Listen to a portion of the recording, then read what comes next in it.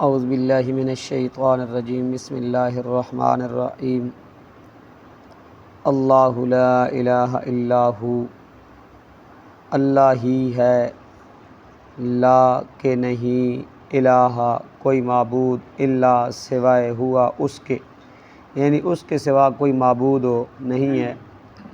لیجمعنکم، ضرور جمع کرے گا تمہیں، الی یوم القیامہ، قیامت کے دن میں، لا ریب فیہ، جس میں کوئی شک نہیں۔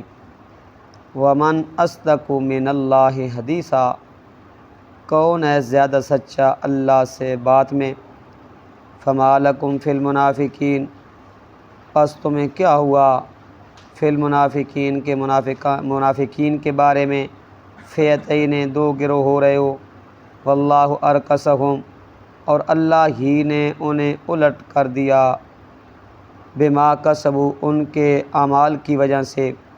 اتریدون، کیا تم چاہتے ہو، ان تہتدوا، کہ راہ راست پر لے آؤ، من اضل اللہ، جنہیں اللہ نے گمراہ کر دیا، ومن یضلل اللہ، اور جسے اللہ گمراہ کر دے، فلن تجد لہ سبیلا، تو ہرگز نہ پائے گا تو اس کے لیے کوئی راہ۔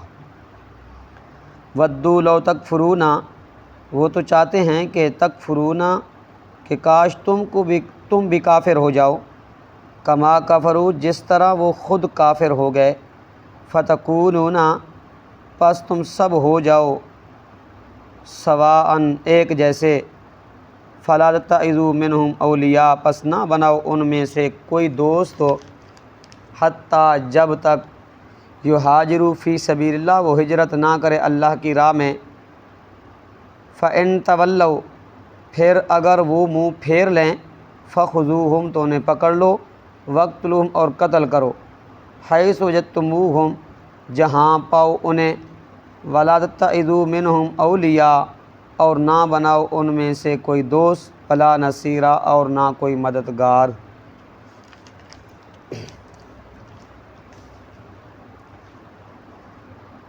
پیچھے اللہ رب العزت نے نا جہاد کا حکم دیا،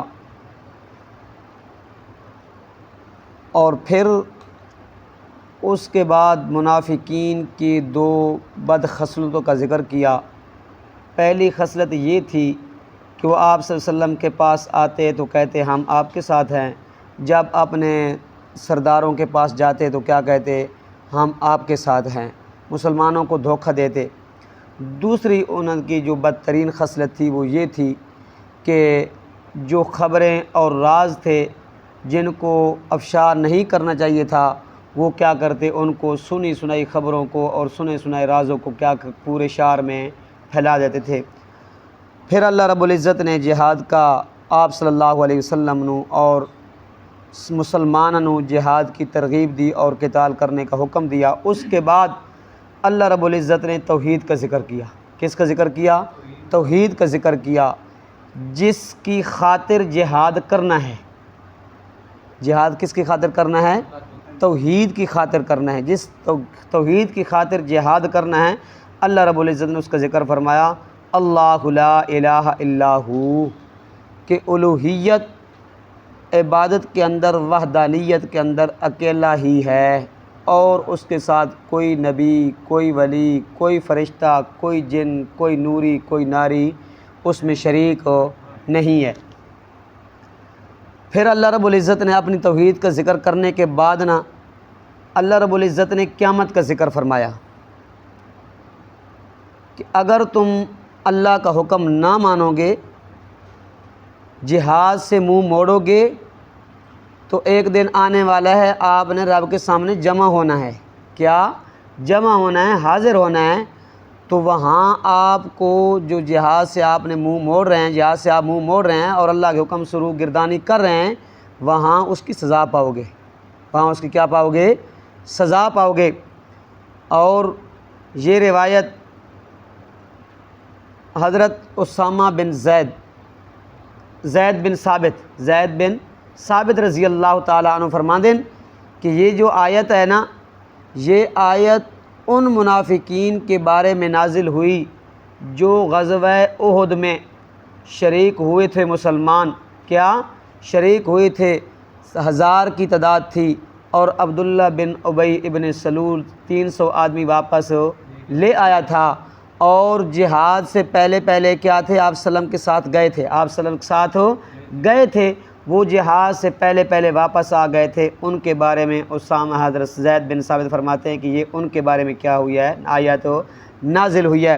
تو منافقین کی کیا عادت تھی، وہ کہتے تھے، عذر پیش کر دیتے، ہمارے گھر کھلے ہیں، ہمارے بچے ہیں، ہماری کیا ہیں، بیویاں ہیں، لیکن رب نے فرمایا کچھ بھی نہیں، لیکن دلوں میں کیا ہے، نفاق ہے، یہ اپنی جان بچانا چاہتے ہیں، کیا جان بچانا چاہتے ہیں۔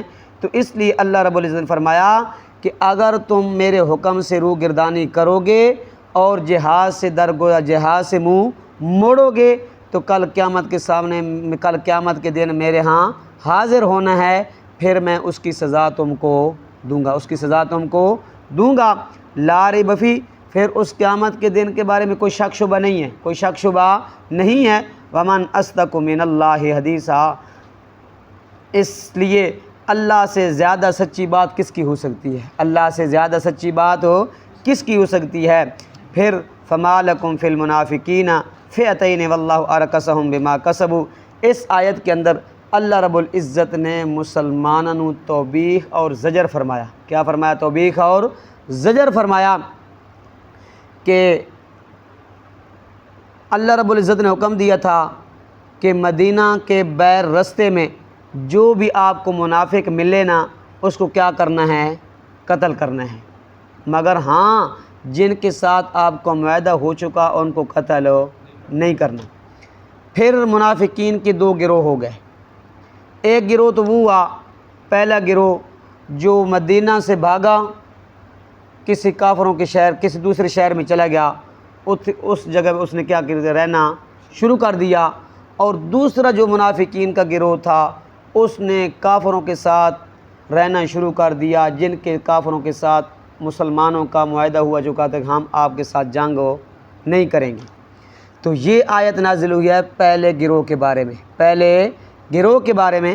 رب تعالیٰ فرماتے ہیں فما لکم فی المنافقین فئتین، کیا ہو گیا تمہیں منافقین کے بارے میں کہ تم 2 گروہ ہو گئے ہو۔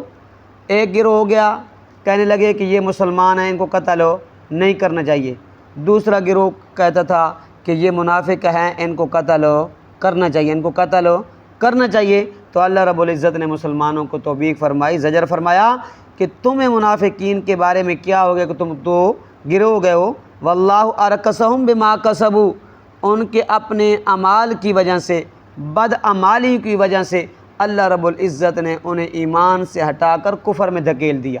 کس میں، کفر میں دھکیل دیا۔ تو بدعمالیاں کون سی تھی، وہ پیچھے ذکر ہو چکی ہے، وہ پیچھے ذکر ہو چکی ہیں، مسلمانوں کو دھوکہ دینا، مسلمانوں کے ساتھ کیا کرنا، دھوکہ اور فریب کرنا۔ تو رب تعالیٰ فرماتے ہیں یہ ان کے اپنے اعمال کی وجہ سے ایمان سے ہٹا کر کفر میں دھکیل دیا۔ اتریدون ان تہتدوا من اضل اللہ، کیا تم چاہتے ہو ان کو راہ راست پہ لانا جس کو اللہ نے گمراہ کر دیا، جس کو اللہ گمراہ کر دینا آپ اس کو راہ راست پہ نہیں لا سکتے، آپ اس کو راہ راست پہ نہیں لا سکتے۔ تو اس سے معلوم ہوا کہ آپ مختار کولو نہیں ہیں، آپ مختار کولو نہیں ہیں۔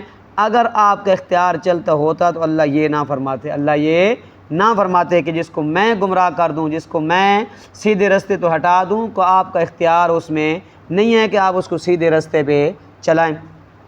وَدُّوا لَوْ تَكْفُرُونَ كَمَا كَفَرُوا، رب تعالیٰ فرماتے ہیں وہ ان کی بدعمالیاں اور ان کی یہ جو ہیں شرارتیں ہیں، خباثتیں ہیں، اتنے وہ خباثتوں کے اندر بڑھ گئے ہیں۔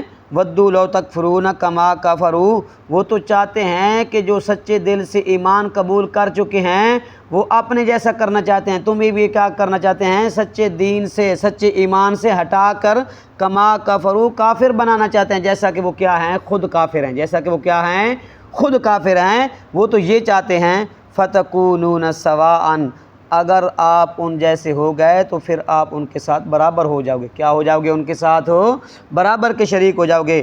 فَلَا تَتَّخِذُوا مِنْهُمْ أَوْلِيَاءَ، رب تعالیٰ فرماتے ہیں ان میں سے کسی ایک کو بھی دوست ہو نہیں بنانا، ان کے ساتھ دوستی قائم نہیں کرنی۔ حَتَّى يُهَاجِرُوا فِي سَبِيلِ اللّہ، یہاں تک کہ وہ اللہ کے راستے میں ہجرت نہ کرے، جہاد کے لیے نہ نکلیں، جہاد کے لیے جب تک نہ نکلیں ان کے ساتھ دوستی نہیں کرنی۔ فَإِن تَوَلَّوْا فَخُذُوهُمْ، ہاں اگر وہ جہاد سے ہجرت سے منہ موڑیں، فَخُذُوهُمْ وَاقْتُلُوهُمْ حَيْثُ وَجَدتُّمُوهُمْ، جہاں کہیں بھی آپ کو ملے نا ان کو کیا کرنا ہے، آپ نے ان کو قتل کر دینا ہے۔ کیا کرنا ہے؟ قتل کر دینا، ان کو چھوڑنا نہیں ہے۔ وَلَا تَتَّخِذُوا مِنْهُمْ وَلِيًّا وَلَا نَصِيرًا، رب تعالیٰ فرماتے ہیں کہ ان کو دوست بھی نہیں بنانا اور ان کی کسی قسم کی کوئی مدد بھی نہیں کرنی، کسی قسم کی کوئی مدد نہیں کرنی۔ دعا کرو کہ اللہ عمل کی توفیق عطا فرمائے۔